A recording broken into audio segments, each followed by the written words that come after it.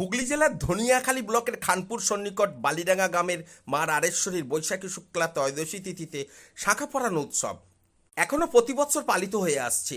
এই গ্রামের পূর্ব প্রান্তে মাঠের মাঝে তারিণী নামে এক পুকুর আছে, যা অসত্য সমাচ্ছন্ন নির্মল জল টলমল করছে।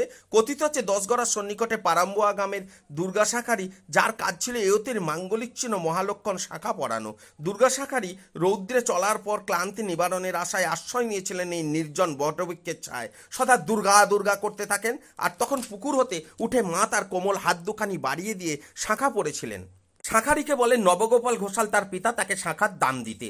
শাঁখারি তার কাছে গিয়ে তার মেয়ে শাঁখা পড়েছে ঠাকুরঘরে মা কালীর সিঁদুর কৌটায় আদুলি আছে, তা থেকে দাম দিতে বলায় ঠাকুরঘরে ঢুকে দেখেন সত্যি একাধিক আদুলি আছে। হতচকিত হয়ে ঘোষাল মশাই শাঁখারিকে নিয়ে সেই তারিণী পুকুরে গিয়ে মা মা বলে ডাকতে মাছ পুকুর থেকে জলভেদ করে ভেসে উঠেছে লাল টুকটুকে শাঁখা পরা দুখানা হাত। তিনিই হলেন রাজদেশের ঈশ্বরী মা রাড়েশ্বরী।